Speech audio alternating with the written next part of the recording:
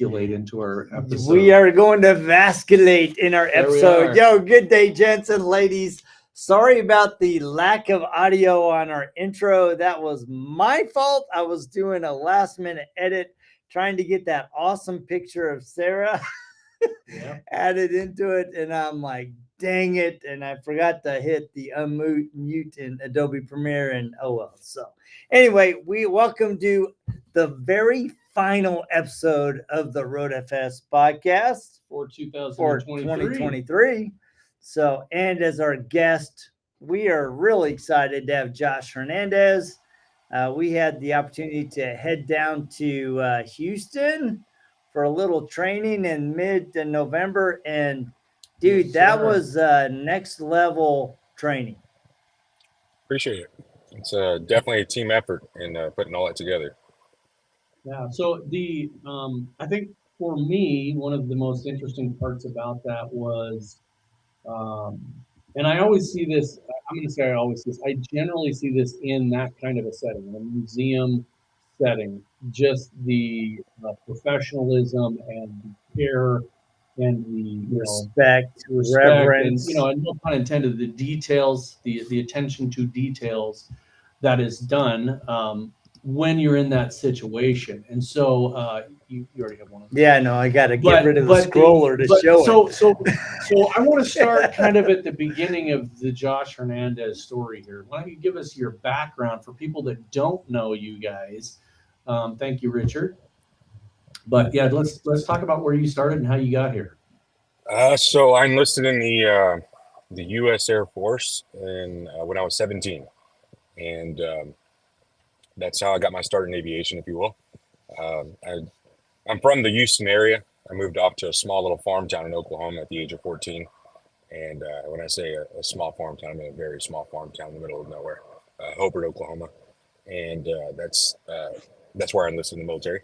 And I didn't really have any dreams or goals or aspirations in getting into aviation, if I'm being completely honest. I liked it, and I was an enthusiast as a kid, with toys and stuff, but never thought it would actually become a reality, So I enlisted at 17, and I was a jet engine mechanic for the F-15 Strike Eagles, and I was overseas in England for most of my enlistment, and did a lot of traveling in England and that whole Europe side of the world, and got out, decided, this is for me. I didn't like it when I was in the military, but I did it as a government contractor for a year when I got out, and I loved it. And I realized, okay, maybe it's just the military that wasn't quite for me in that aspect. That kind of ruined the aviation industry. But when I did it as a civilian, I was like, man, I love this. Like, this is what I want to do, So I went to school when I got done with that government contract, and I went to Shreveport, Louisiana, and did a 6 months at an A&P school there. And then I enrolled in the Houston Aviation Institute of Maintenance, and did the school through there, and signed up or got a job at a flight school working on 172s and just smaller recip aircraft, and then graduated up into private jets and became the lead tech for reciprocating engine aircraft, working on everything from World War II birds to private jets, and did that for several years. And yeah, that's how I got my start in aviation. Wow. So that is, I can see that even if I hadn't known that, but I can see that in the way that you did your training. Not to, and I'm not going to say it, not in a negative way, not to very diminish. Positive way. I think that the military background helps in that situation, because as you know, there's a majority of people that are into aviation that have some kind of a military background. Mm-hmm. Very much so. And it's very, very important to keep things in that kind of a step order. 1, 2, 3 is always 1, 2, 3. You don't ever do 3, 2, 1. I know when I was when I was a mechanic and I was building I built a lot of engines, and I built some engines for some ultralights. And it was the same way. It was a different level of mentality. I mean, I could build an engine in the dark for, somebody's hot rod or something, but when it came to an ultralight, something that's going to come off the ground, I had a different level of detail, and my brain was focused differently. And it always is. And we've had the really unique opportunity of being all over this country and working on a lot of really important aircraft. I was really impressed with the Lone Star Museum. It's beautiful. That whole facility is beautiful. The care that they have to their planes. I always enjoy the behind the scenes stuff. And we always, like when we're at your training, we're behind the scenes. We get to go behind the ropes. We get to see all the things like the penny that's inserted in the engine of the, and things prop. like that. And so right before we got on air, we were talking about this. Aviation is not for everybody. If it is for you, that is a very, very lucrative business, but you have to have a different mentality. And one of the things I really liked about your training, and I want you to comment on it when I'm done making the statement, is you said basically if you're going to be into aviation, if you're going to work on private jets, these are people with a lot of money, and you need to get the gauges out of your ears, pull your pants up, and look professional. So, because we mentioned that when we were talking to Giancarlo, but I think a lot of the comments that we got back was, well, why does that make a difference? So kind of explain why that's important in this industry for people that don't get it. Loaded question right there. And a lot of people, let me start off with this. I understand, especially in 2024 almost, we've got to be extremely politically correct, and we have to dance around hard truths because that's just the world that we live in these days. But the elephant in the room is there's a different level of standard when it comes to the aviation industry. Always has been, always will be. That will never change. Even if people verbally and at face value say, oh, that's not the case. It absolutely is the case, and it always will be the case.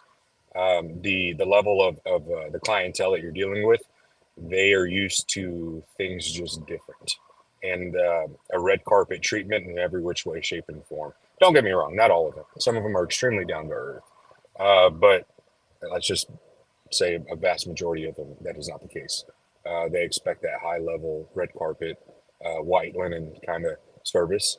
And you have to meet that standard and portray yourself in a professionalism that is, you just have to. There's no ifs, ands, or buts about it. It's just the way it is. I think one of the interesting things to me, as we were visiting with you, you made me really think about this from the perspective of who your clientele, who you're serving, right? And if you really think about somebody that has bought a plane, most of the types of planes that you're servicing, you're not doing Delta's plane, you're not doing, Alaska, you're doing private jets, private helicopters. And the kind of men and women that have the wherewithal and the means to buy those kind of toys and vehicles to travel the world, they have been driven by excellence in everything that they do, both in themselves, but also those that they surround themselves in. So if they're going to be looking to you as the detailer of their plane, they're going to be expecting a level of excellence that maybe somebody else is not bringing to the table. And the other thing that I took away from your training was not only do you have to level up your game as a professional business owner, but you also have to level up your game as a detailer, because we're not just detailing, we are taking care of, and we have to be very cognizant of safety issues, because if you mess up, could cause the life of somebody. Yeah. It's there's lots of reports of deaths when it comes to malpractice and detailing. It's undisputable. I mean, there's NTSB reports on exactly that. You know what I mean? So the biggest thing that when it comes to, and this is kind of piggybacking off of the initial statement or question, is a lot of your clientele, they're business owners, they're CEOs, they're founders, they're wired different. And we can all agree that successful entrepreneurs are just wired different. The way they think, the way, even socially, they're just different individuals. And with that being said, that's not something you really can turn off. Just no different than the military. If you're programmed in the military mindset, you don't turn that off. I mean, don't get me wrong, you can relax a little bit, but for the most part, that's a hardwired kind of way of who you are. And the same concept applies to very successful individuals and entrepreneurs and CEOs. Is they're hardwired a specific way in their thought process, and that doesn't get shut off. So whenever they see a detailer or anybody that just, obviously we're talking about detailing, so we'll use that as an example. They're analyzing that individual as a CEO, as a boss, as a business owner. And even though you may not be quote unquote their employee, I guarantee you, they are looking at you from that lens, and they expect, and they expect that professionalism. If this is someone who's representing me and my company, that's absolutely going to apply to if they're working on my stuff, if they're detailing my aircraft, or that absolutely applies. And it's the way it is. I think that it's a really simple concept. It kind of actually bothers me that people don't understand it. Is we deal in detailing with expectations.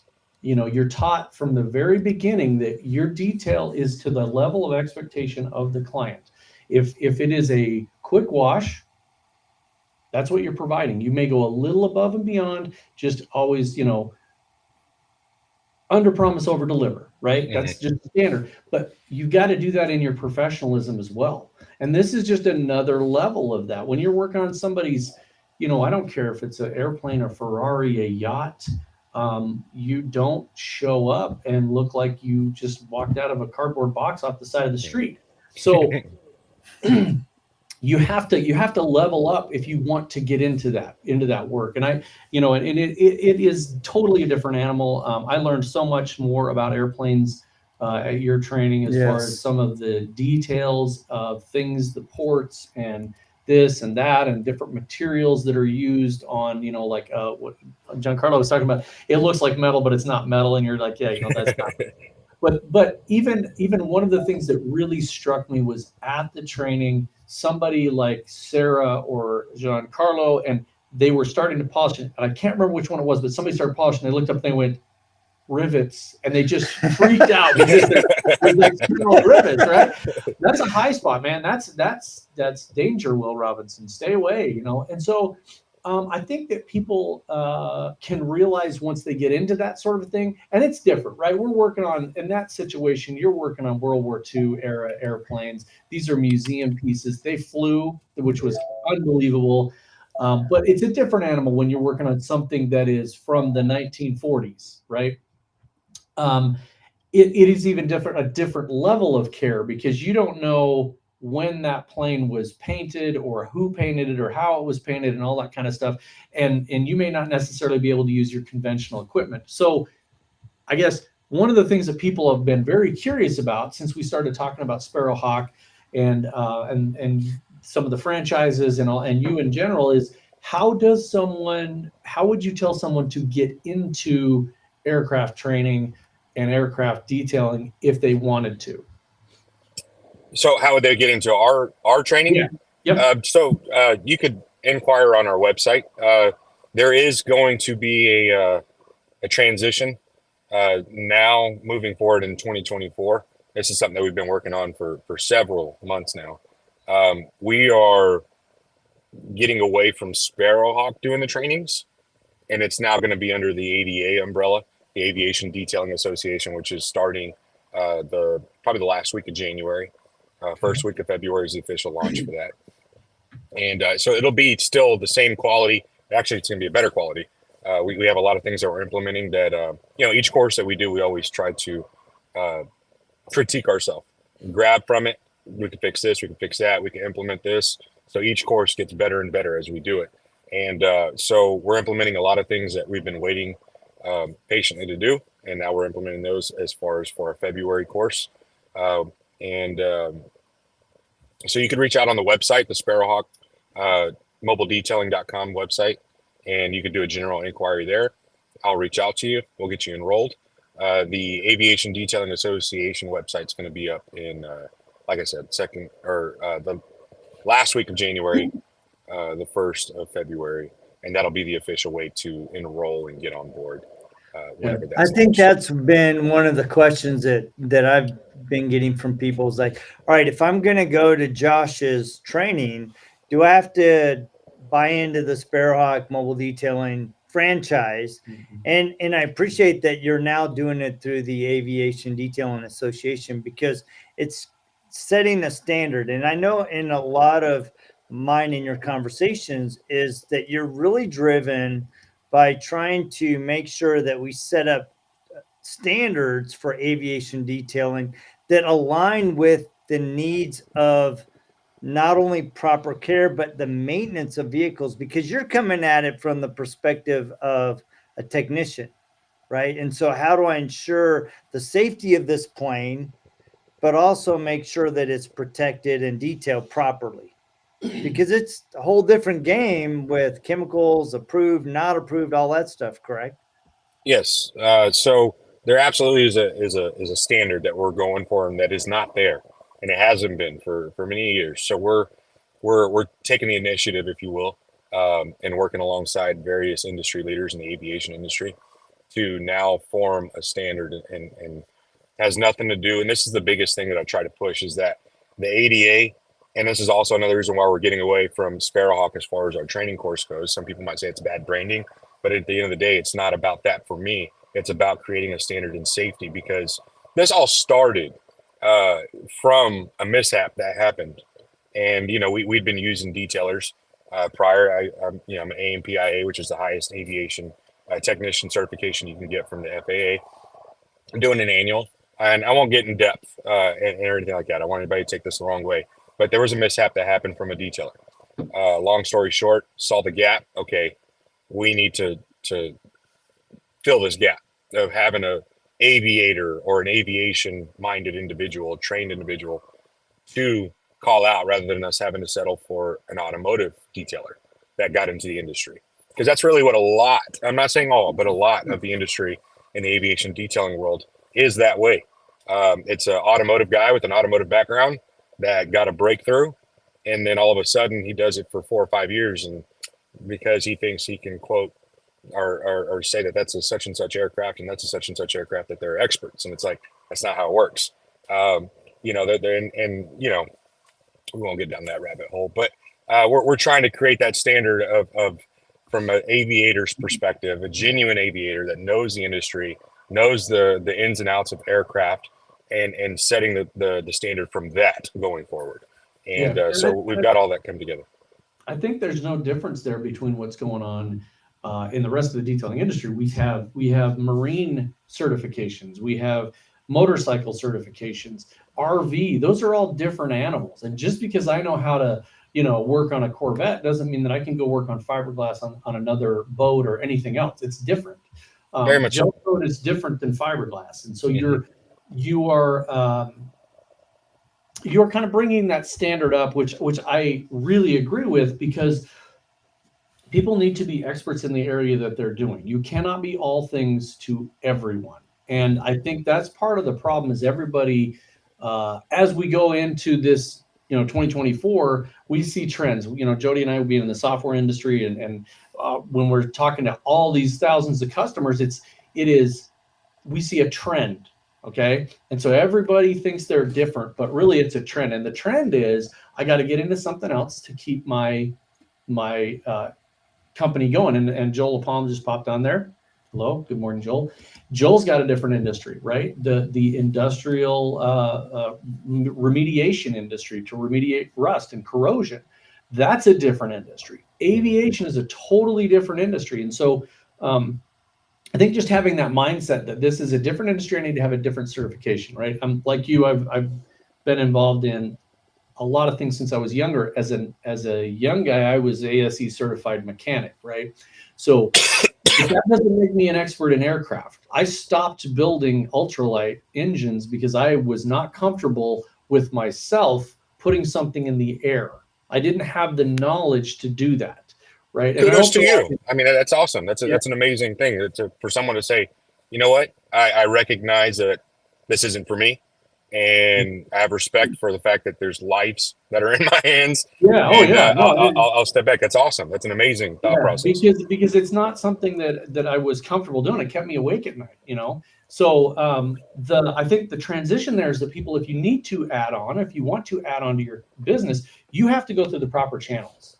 And so you could get trained to do that. You need to become an expert in whatever area you want to do. I don't care if I'm just going out and just pressure washing concrete. I need to be an expert at that. I need to find out what, the different types of things there are. So I think the biggest kind of aha for me in airplanes is just the difference in materials that are on the planes. Yes. There are so many more materials you have to deal with than an automotive or any other kind of a thing. So how do you deal with I'm going to give people just a kind of a little bit of a flavor of kind of the training, but let's talk about on a single airplane, how many different materials you could have on that single airplane that you're dealing with.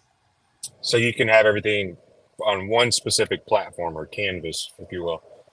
You could have up to 3 right off the top of my head. You could do, and what you do see, depending on which, if you're into the World War II era and whatnot, you'll run across, your aluminum or dope, your aluminum aircraft, sheet metal aircraft, which is typical. And then you go into your flight controls, which a lot of times are dope and fabric, which is kind of like your drum type material, if you will.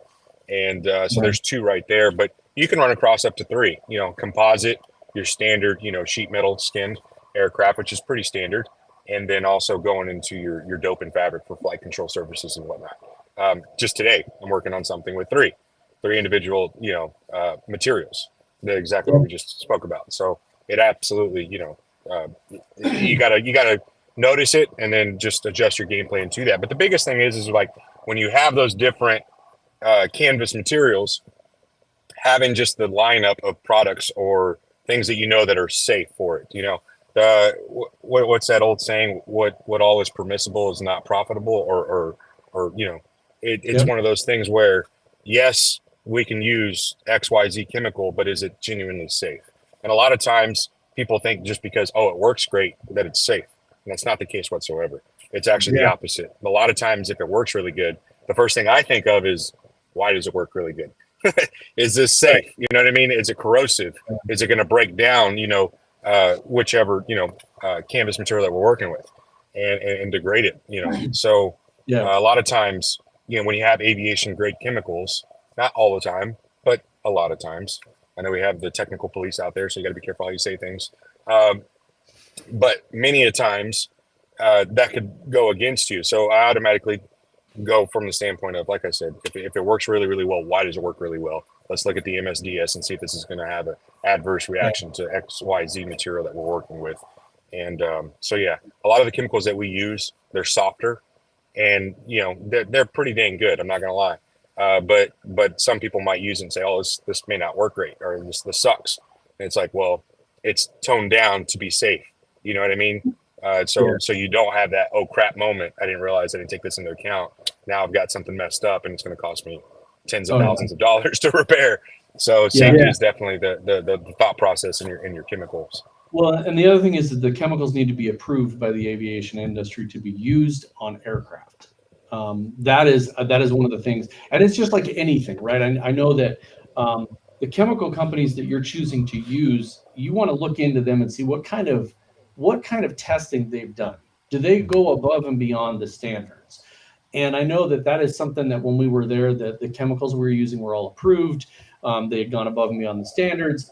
We were just after Houston, we went to where the heck were we just now with Mike Curlin? With the IGL. I know we're with IGL. Where were we? What town were we in? Stanley, Wisconsin, in the middle of nowhere. So when we were at Stanley talking to Joel and those guys, they go to a great lengths to test their products. Yes. And that's one of the things that really impresses me about the IGL family, but also the products that we were using there in Houston on the Aviation. So make sure that they're approved for the thing you're using. I'll give my personal examples. Is there's a really wicked cool grease remover. It is so good at removing all greases and oils. It's made for concrete. If you use it on an automotive, it will remove paint. If you get it on your hands, it sucks every bit of the oils out of your sucks every bit of the oils out of your hand. It will, to the point where your hands will crack and bleed because it removes so many oils. Well, it's a great product. You do not want to put it on anything else but concrete.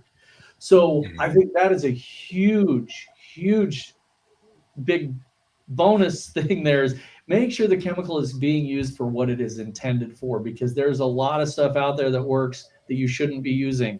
Yeah, I think one of the things that really hit me in the training was, and it was on the last day of training, you were talking about cleaning the boots of the on the wheel. Why am I pulling a blank like Leading Rod? edge boots, de-icing Yeah, boots. the leading edge boots, right? boots. And it's like those get iced and de-iced, they expand, they flex. And so making sure that you're using the proper chemical on that is critical, right? Absolutely. And to me, that was a big thing that I took away from your training was not only were we working at an amazing museum, like Rob pointed out, but we were working at a museum that had flying airplanes. And so to have them come into the hangar and you have to put a metal plate under there to collect all the oil that had dripped out, it's just a different game when you're working with flying aviation versus museum pieces. And it just really emphasized to me that there are a lot more moving pieces. And, right after we went to the training, a gentleman reached out to me and said, "Hey man, I'm really interested in Josh Hernandez and the Sparrowhawk training. What do you think?" I go, "Dude, it is worth every penny. The knowledge you're going to walk away is going to be exceptional." And so I gave him your information, sent it over to him. And then just last week, I'm like, I wonder how that conversation went. So I reached out to him and he's like, "Well, you know what? After thinking about it, doing a little bit of investigation, I don't want to go down the road of aviation because the risks are so high." Yeah. And you're not covered. Everybody sees the number, oh, it's profitable. Let's go chase the money. And it's like, it's more than that. You know what I mean? There's a whole other side of it where you have risk and liabilities.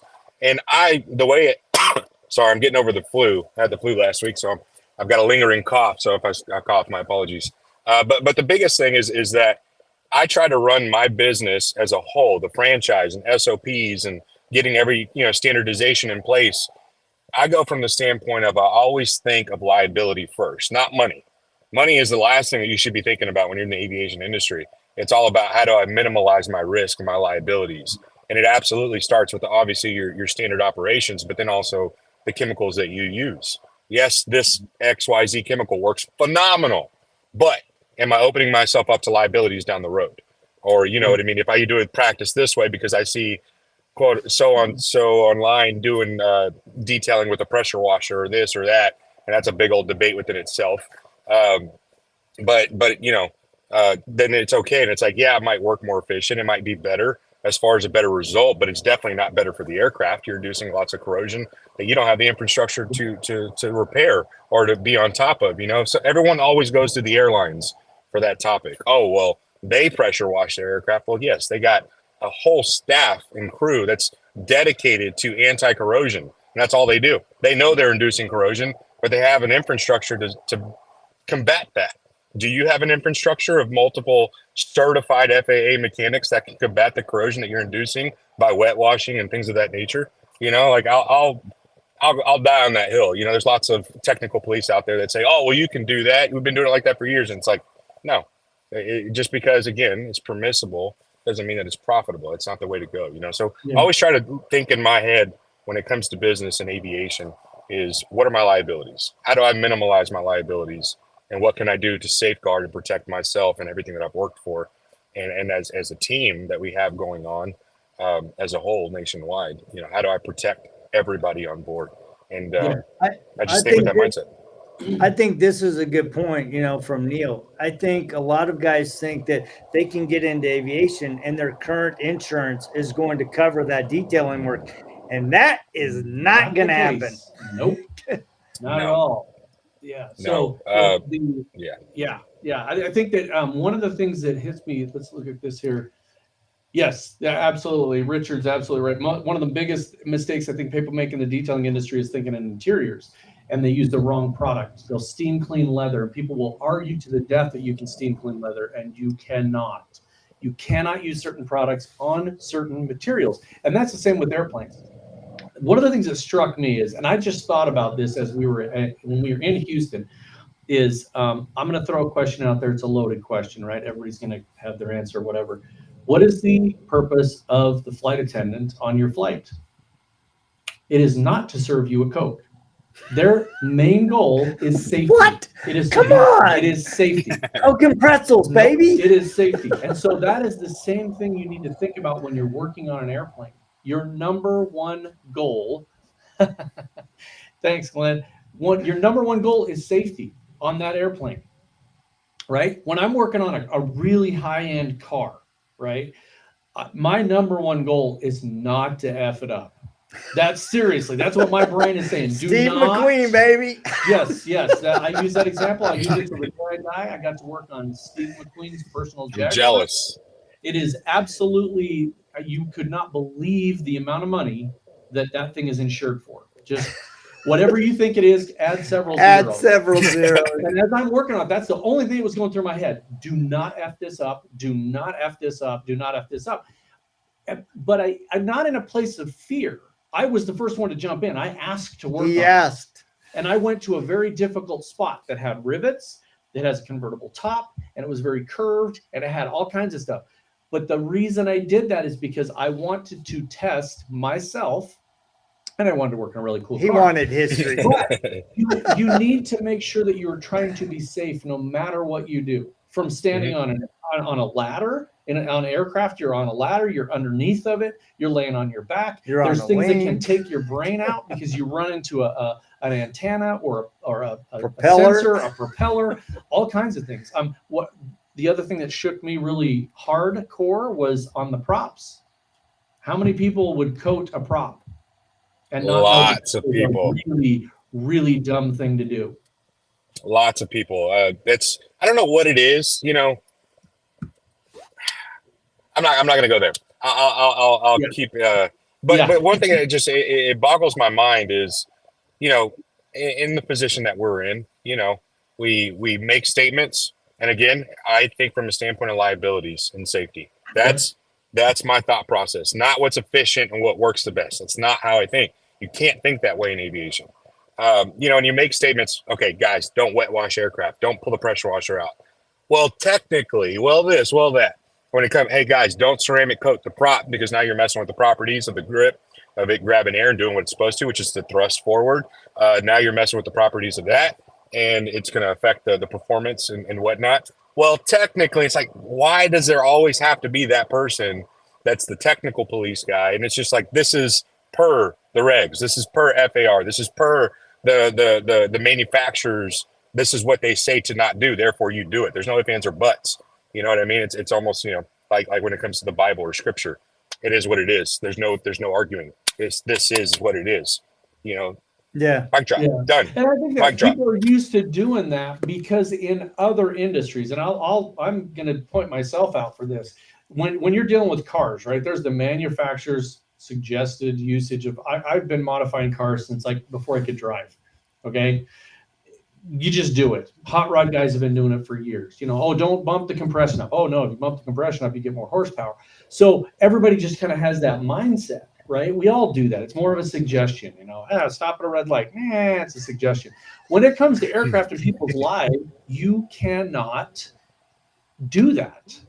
You have to, as Joel said, stay within the lines when you're coloring. Quit saying F it up. This is one of the things that I really liked about and I related this to your training, but I'll use Marcus Parsley's words. You've built a box. Here's what we tell you to do. Do that. Don't deviate from that. When it comes to aircraft, stay in the box, stay in your lane, and do what the FAA, the ADA, Josh Hernandez, anybody that's an expert in the aircraft industry tells you to do. Ask questions. You're a super approachable guy. Without a doubt. You know, we met you the first time, we came right up and started talking to you. You're super approachable.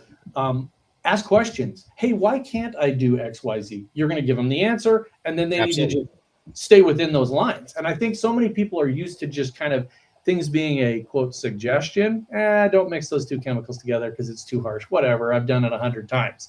Well, you don't know what happened to that substrate that you put that on a year down the road because you never saw it again. Right. And I always use the example I told you about when we were in Houston. I sprayed a chemical on the landing gear of a 727 in a museum and watched the paint start to curdle off. It's like, oh no! Literally wrinkled up, looked like it just shriveled up and started coming off. And it was a nightmare. It was a nightmare. It freaked me out so bad. And it was a museum piece, and there were people there that restored them, and we brought everybody in, and we had the right experts there to deal with it. But it was because it was painted by using a material that was not the original material, and so therefore the recommended durability. Yeah, exactly. So just do what people tell you. Just that's the biggest thing is what we've kind of, and this is how another thought process that I have in business: find a gap, fill the gap. A lot of times you'll be all right. That's what we did with Sparrowhawk. We saw the gap in the industry. We filled it at the Houston location. The next thing you know, we have people inquiring and interested and joining on board. Next thing you know, we're representing 23 cities nationwide. You know what I mean? You find the gap, you fill it, and you do it, from a professional standpoint. You can't just, I'm going to pick this. Well, are you an expert in that first? You know what I mean? First, you got to get, so again, try to be a little more in depth. I should be careful with what I say, how I say it. You know how that goes. But at any rate, you find your that gap and you fill it. So one of the biggest things that we've noticed through doing these trainings the last year and some change is everybody always goes to, what about this chemical? What about that chemical? What about this? What about that? Can I use this? Blah, blah, blah.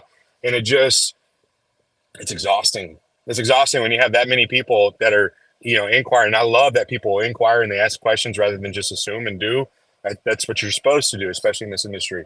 So we're kind of doing we're filling another gap in the industry as far as, first, it was the need for genuinely qualified detailers in the aviation industry. Filled that gap. It's, by the grace of God, blooming. Then it's, okay, now we have a gap in the training. We had qualified trainers that know aircraft. That was a gap. The course boomed, by the grace of God. And then now it's, okay, what's the next gap? Everyone wants to know what to use. So we have, and we're coming out with here at turn of the year of our own product line, start to finish, obviously standardizing through our franchise and all our locations, but a start to finish lineup for everything aviation. So you don't have to guess anymore. I mean, there's lots of products out there. A lot of times they're just relabeled automotive products and chemicals.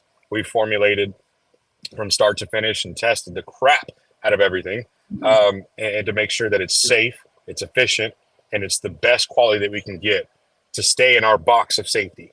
You know what I mean? That's, again, the biggest focus. So we have that product line coming out. It's going to be called Sky Glide, and that'll be the official product line of Sparrowhawk, of the ADA, and whatnot, just to where it takes all the guesswork. And, of course, it makes it easy for us as a company. We do everything from aircraft to, marine and automotive and whatnot. So now it's just liabilities, limiting liabilities. If we have an employee, that employee can grab the same product line. If it's safe for an aircraft, it's going to be safe for a car. And we can minimize our liabilities, and we don't cross-contaminate and mix chemicals and this and that. We're just getting all those liabilities out of the question. And we have our tried and true product line that's going to be good for everything that we touch. So that's kind of what we have going on. And that's another addition. That is awesome. And I think that is, that's most of us that are doing that are doing exactly what you said. You find a problem and you solve a problem instead of going, how can I get rich? So Jody and I have been around for a really long time, and we have watched so many companies come and go in our space, in the software space, that had no business being here because they came into it going, hey, let's go make some money.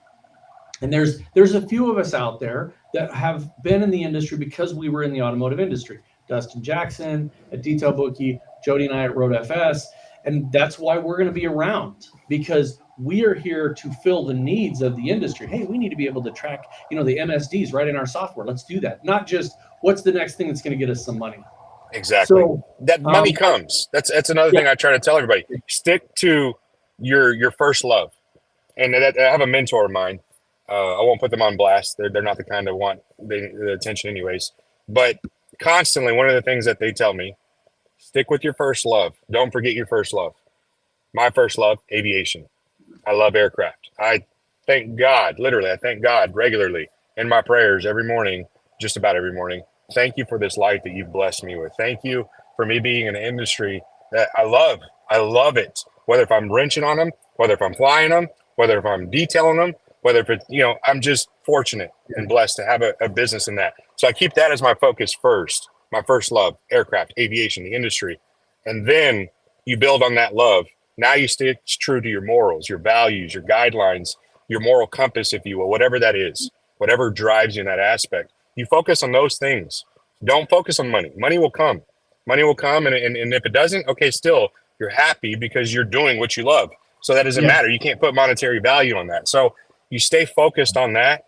And instead of being driven by money, everything falls together beautifully. And you don't ever have to worry about compromise and your character being compromised. And, you just stay in your lane, right? Stay in your lane, stay what drives you, stay focused and motivated on your first love, and everything else will come. It'll come together. It always does, for the most part. One of the things that I'm thinking about, right? Because I think I love that you say stay true to your first love. And when you're true to your first love, you're driven by purpose. And that's one of the things that I see in you and the Sparrowhawk franchise is you guys are driven by purpose to set a level of expectation and procedures and all of the things that need to be put in place, the standards that need to be in place for the aviation industry. And that's what's driving you, love and purpose. And when you're driven by love and purpose, success follows. Yeah. Mm-hmm. And I think one of their key thing, and as we wrap up, this is, like we said, this is the end of the year. And as we wrap this up, one of the biggest takeaways that I have is I am so tired of people preaching wealth. Wealth is so much different to every individual. And your success is you, and it's what you want to do. And to me, my success is that I have 3 children that love me. I have a business partner that I've known longer than most people have been married in their life. And we still get along. That's and awesome. We are making money, and we have employees that have been with us over 10 years, 11 years on average. And that is success. Success doesn't mean $100 million. Everybody's not going to have $100 million. Exactly. Do what you need for yourself, live within your means, and be happy. I mean, we have been blessed over the last 15 years to be able to meet some awesome people, be able to do some unbelievable things, to go all over the world to see things. And, we've made some wonderful friends that, it's been incredible for us. And to me, that's success. To watch people take their business from 1 employee to 12, and because they use our software, that's success. To be able to go to a training and meet somebody like you, and then be able to help carry that on and get people involved and in the training, that's success. So stop beating yourself up and thinking that you've got to make multiple 6-figure salary or you're not successful. Quit letting people tell you that. That's complete BS. It's one of those things where I think it has to do a lot with the depression rate and things like that. Society tells you success is based off of the amount of zeros that you have in your basic bank account, rather than just the quality of relationships and individuals that you meet and you affect their life in a positive manner. I don't think it's no secret. I'm a Christian. I stand on my Christian morals and values before anything else. So my purpose is driven first off and foremost by glorifying God in all that I do. That drives me. That's my purpose. If I make that my purpose before anything else, before business, before anything, my focus is, okay, how do I glorify God the best that I can today in my relationships, in my marriage, and being a father, and being a businessman, and anything and everything. I'll tell you what, it doesn't matter if you have a good day or a bad day. Like, as far as what others perceive as a good day or a bad day, you still feel that fulfillment in your life that you can't put a money sign on. It's priceless. It is priceless, genuine fulfillment in your life that just brings joy.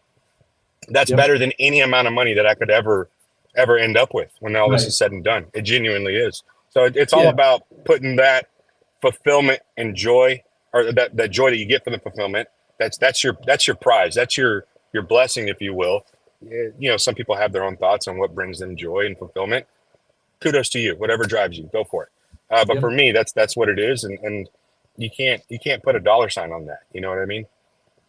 Yeah, and that's it. That's the thing is you have to figure it out for yourself and see what drives you. And I think most of it is a positive attitude in your head. I saw a post today on Facebook. I don't even remember who put it out there, but it basically said if you have negative thoughts in your head, you're gonna have a negative attitude. If you have positive thoughts, you're gonna have a positive attitude. I always am looking for ways to make it work. Right? We have a problem. Somebody comes in. This is a problem. How can I solve that problem? And that's what I think detailers are. I don't care what you're detailing. I don't care what you're doing. It's, what's the problem? How can we solve it? There's a tear in this leather. How can I fix it? You know, there's an airplane that's got this corrosion because it's this old material they used to call aircraft aluminum that was really funky, right? It's been outside. There's this substrate that is faded. There's this, that. We solve problems. That's what we do.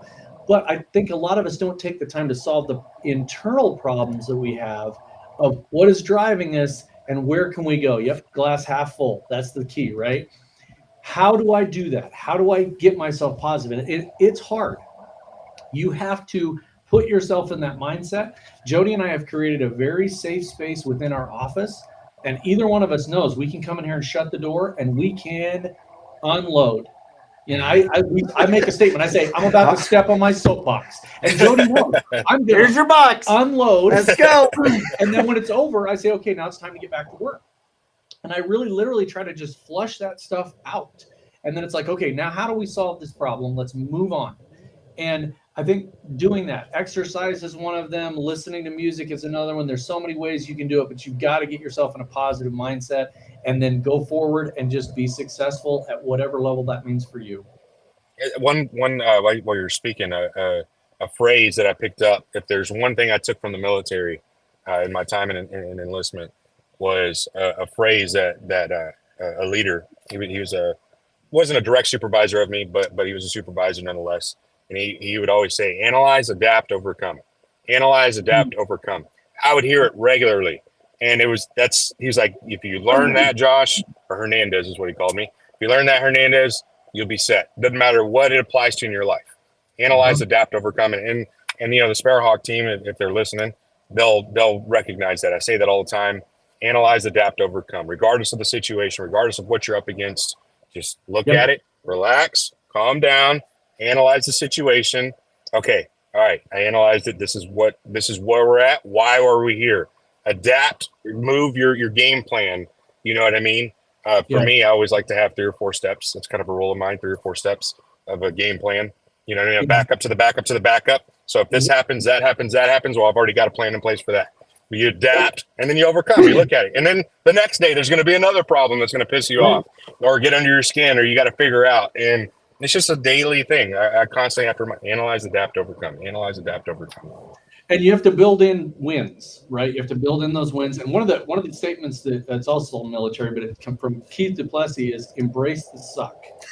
Something is going to suck. You got to embrace it. And I can't remember if it was my dad or somebody. You're talking about Bagram deployments.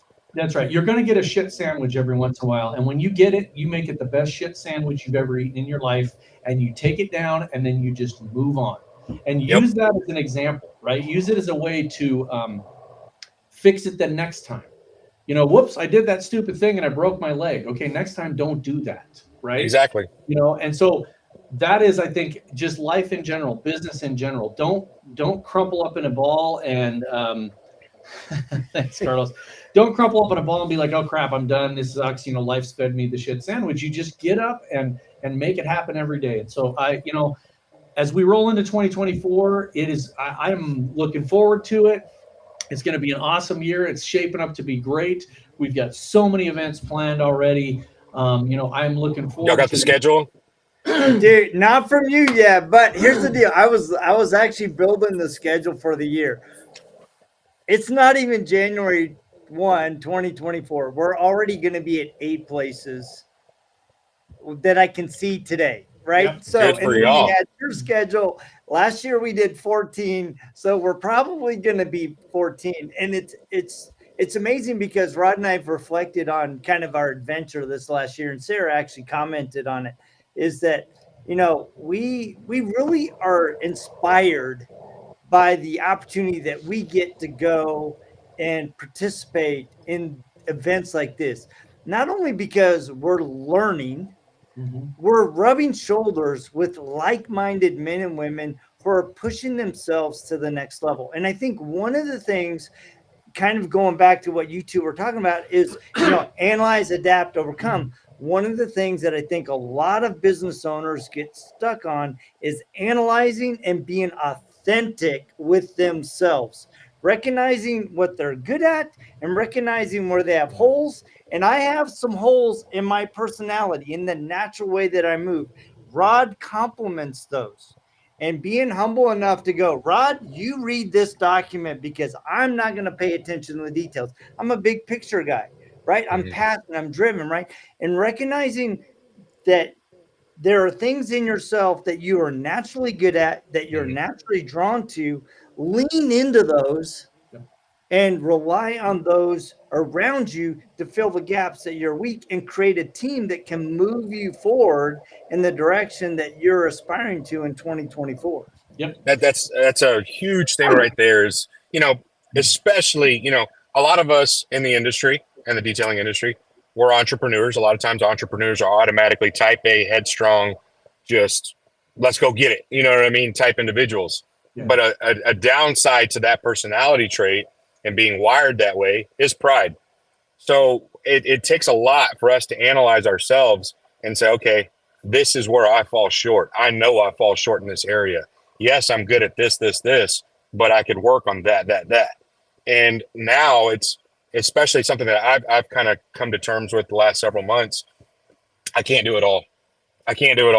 There's a lot on my plate. There's a lot on my shoulders, and all the operations that we have going between Sparrowhawk, between the ADA, now between Skyglide, putting an infrastructure between all of these things. And it's like, and especially as business owners, it's our baby. We have a hard time releasing, our baby to a babysitter, if you will. And you want to be involved. You think about when you leave your kids with the babysitter for the first time. Well, do you have this? Do you have this? Did I pack this for you? Did I have this all set up? It's the same thing. And learning how to say, okay, I'm at my wit's end. I can't do anymore. And now I've got families. I've got individuals that are counting on me to come to the table and to keep pushing this forward, to delegate this out now. You know what I mean? And as hard as it is to do, this last several months, I've learned to do that. And I've got an amazing team around me. Everything that where we are outside of the grace of God is because of our awesome team that we have now, that's forming even more so. We're adding individuals that are powerhouses, and we recognize those strong suits, and we're placing them in place for those strong suits. And it's going to be beautiful. 2024. The hardest thing in business, in the detailing industry, that I watch is people not allowing their business to grow because they can't get themselves out of it. They continue to be like, no, I'm the best. I'm the best at polishing. I'm the best at polishing this car. I can't let anybody else do it. It's not true. There is no best at polishing. It's not going to happen. Years and years and years ago, probably another lifetime ago, I used to run competitively. I was in the Junior Olympics and I ran distance and stuff. And my father, I was getting ready to go to a race. My father pulled me aside and he said, there's always going to be somebody faster than you. And I thought, you ass. What, you don't support me? You don't care. I'm the best, right? And the point of that was, it was one of the best lessons I ever learned, because you're not going to always be the best. Somebody is always going to come in and take that place. No matter how good you are, you're setting the standard for somebody else. And 2024, one of the things I want to see is the industry work together. You're going to see in two situations, yes, the Tracy and Glenn Hoofer are killing it. You're going to see two situations where Dustin Jackson and I are speaking together. And we're doing it on purpose because we want to show people that there's room for people to be together and work in the same environment and not compete with each other. There is more than enough room in this industry for people to use our software, to use Dustin's software. There's more room in this industry for people to use this product or that product. There's more room in the industry. And people need to stop thinking that everything is a competition. Agreed. Yeah, hopefully this summer you guys are going to see some amazing people get together. So one thing that same individual I was telling you about, that mentor of mine, one thing that he told me, Josh, when you start thinking people as competition is when you start going broke. He's like, the rich collaborate, the poor compete. And I was like, slap moment, boom, boom, boom. You know what I mean? And it's absolutely true. You know, instead of seeing other companies, even if they're in your direct line of fire, if you will, they're not your competition. They are there's opportunities for collaboration. And there's been a lot of opportunities in everything that we've been doing as a company with Sparrowhawk, and then now the ADA and other things that are coming down the pike. There's been a few individuals that I've reached out to that I've proposed, hey, let's do this together. And immediately, no. Yeah. They shut you down, and it's like, okay, it suits yourself. You know what I mean? And I think about, well, I'm not going to go there. But yeah, it's just there's plenty of opportunities there. We just have to lay the pride aside and say, hey, we can get a lot further together. And don't get me wrong, there's still a level of competition. I mean, it's business, right? Pepsi doesn't look at Coke and think, oh, let's work together. Like they don't. You know what I mean? So there is a level of there is that still a competition, but nonetheless, if you stay focused on your first love, all that other stuff goes wayside. And whatever is driving you, whatever industry, whether it's marine, auto, aviation, industrial, whatever it may be, stay focused on the long-term effect of how can I be a benefit to this industry, and lay all that other stuff aside. Before you know it, you're going to realize, man, we got a lot further together than we did at each other's throats. You know what I mean? Exactly. So, Yeah, and I appreciate your analogy of Coke and Pepsi, because someone else's success doesn't diminish your success. Right. And I think a lot of times we feel like, oh, they're successful, so I'm less successful, instead of embracing what unique talents and skills and products that you bring to the market. So embrace your uniqueness and embrace your success, and don't be diminished just because somebody else is succeeding in the same space. Honestly, competition is a beautiful thing. It drives every individual involved to better themselves. Imagine if you didn't have competition, whatever it is that you apply yourself to, you'd get complacent, you get comfortable. And instead of it being like, well, I need to make sure I'm bringing my A game every single day when I wake up, because I've got someone behind me just waiting to overtake me. You know what I mean? So the thing is people assume that competition drives you. I know several years ago, probably, I'm going to say 5 or 6 years ago, there was a software company that came in, and immediately somebody's like, oh man, I'm sorry how did that affect you? And I said, you know what? We grew 25%. It affected us great. People the more they start seeing it, the more they start coming around. And I don't think that anybody's taking a hit because there's new software companies that come in. There's hundreds of them. When you get FEMA, there's an entire building full of software companies. And we all trade people back and forth all the time. It's okay. It helps drive the innovation, next thing, right? The next thing. So that's great. Being a problem solver. That's with the ADA. Yeah. Oh, sorry, there was a lag. I thought you were done talking. I'm sorry. Keep going. No, you're good. Go ahead. No, go for it. That's what the ADA is, and another reason, one of the reasons, many reasons, why we are pulling away from Sparrowhawk specifically is because some people see Sparrowhawk as competition, and it's like, no. If we now go under a different umbrella, the ADA, now it's an association. We're all in this together. We're all in this to set standards and safety and just that standard across the board. Like you were talking about the ASC, it being the ASC certification of the detail industry for aviation specifically. Now get past this logo on my chest. Get past the logo that's behind me. It doesn't matter. I can give a crap about it in this aspect. All that matters is that as a whole, we are now all working together, getting on the same page instead of bickering, going back and forth. Well, this way, well, that way, blah, blah, blah. And it's like, no, lay all that aside. If we put our focuses together, I could bring in, relationships that we already have established between some of the bigger names in the industry, in the aviation side. I'll open it up to you too. Like everybody, you know what I mean? Let's all work together as a team, regardless if you have a Sparrowhawk on your chest or this brand, that brand, all that. Well, no, we're all doing it under the same umbrella as a group effort. And because of it, now we all succeed. Now we all see progression in our business, and we're getting phone calls through our platform that we now have. And it's going to be a beautiful thing, man. 2024 is going to be an amazing thing, dealing not only just with our business Sparrowhawk, but then also the ADA and everything, the way that it's poetically coming together. It's going to be awesome. It's going to be awesome. A lot of goods coming in 2024 for this whole thing that we've got going on. Well, that So is as we cool. wrap this up, this is we really appreciate you coming on, Josh. We like I said, we had a great time. We look forward to everything we're going to be doing with you this for the rest of forever. And one of the things is we really appreciate everybody that watches and listens to this podcast. We are amazed every day when people recognize us in an airport and go, "We see your podcast." I'm blown away by that. It really humbles me. So thank you to everybody that pays attention to us, listens to us, comes on the show. It seems like we are always we never at a loss to have somebody on here. So thank you from the bottom of our hearts. Thank you.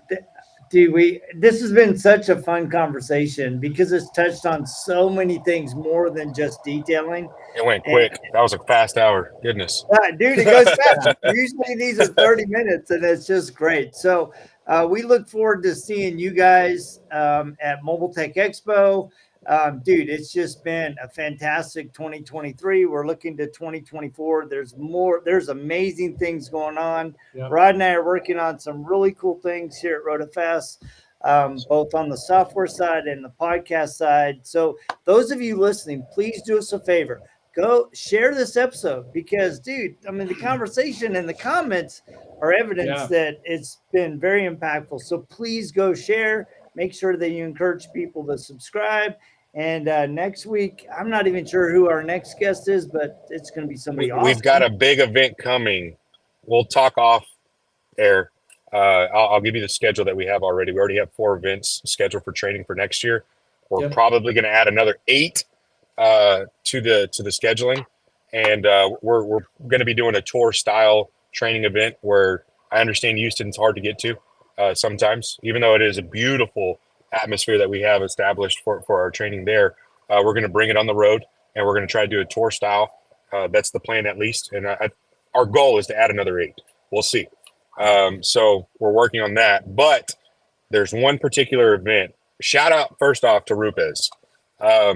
Yes, we've got a beautiful thing coming for the month of May. I don't know what all I'm at liberty to talk about, but it's going to be an amazing event for the month of May. It's not going to be a very big class at all. It's going to be very small. I think the cap, if I'm correct, is out the door. Like everybody is going to be 15. So it's going to be very small, but it's going to be awesome. It's going to be incredible. There are so many really awesome events going on this year. We know that Richard Hutchings at the RoadFS Training Center in Colorado has the Detailing Summit coming up. There's an event in Colorado with Tate and Trout that RoadFS and Flex are going to be involved in. The Leather Repair Summit in Canada. It is we're going to be everywhere. Awesome year. And I got to y'all, man. I'm excited for y'all. That's going to be a lot of fun. Yeah, it's going to be fun. I got to update my passport. I do as well. And my wife said if we go to any cool places, she gets to go. So. Well, I'm going to Greece, so my wife SEMA and I. Garage in Michigan. Joel keeps mentioning that one. We got to add that to our list. The SEMA Garage in Michigan is going to be fantastic. So we're going to be all over. We have bought a bunch of new equipment. It is going to be absolutely crazy. And we will see all of you guys at MTE. They're going to be there. If not, get a hold of us. Love hearing from you guys. Yep. So we will check you guys same time, same bat channel just next week. And I keep getting comments, so I'm trying to share them. It's so awesome. But anyway, you guys have. Jody Sedrick's going to be at the Anvil Fishing Tournament. Yes, I am. We're just everywhere. You're a fisherman, Jody? I am not. Oh, okay. Let me just clarify. I was like, why am I just finding out about this? I am not a fisherman. My idea of being on a boat is being either driving or wake surfing or slalom skiing, cutting the turns. And I've only been fishing a handful of times. The ironic thing is every time I've went fishing, I've caught something cool. And so I'm actually looking forward to it. Randy Hobson's is putting on the PDR Detailing Fish Derby on the Wednesday before Mobile Tech Expo. So I will be there with Alex Russell from Detail Solutions Podcast, somebody from the 3D Detailing team. And so it's going to be fun. So awesome. Looking forward to it. Yeah. So a lot of fun stuff coming up. Thank you again, everybody. And go out and just kill it at the end of this year. And and make 2024 a great year. Absolutely. Hey guys, y'all stay blessed. Appreciate you. Thank you for having me. Thank you so much. Honored. All right. Definitely honored. Thank you. Thank you.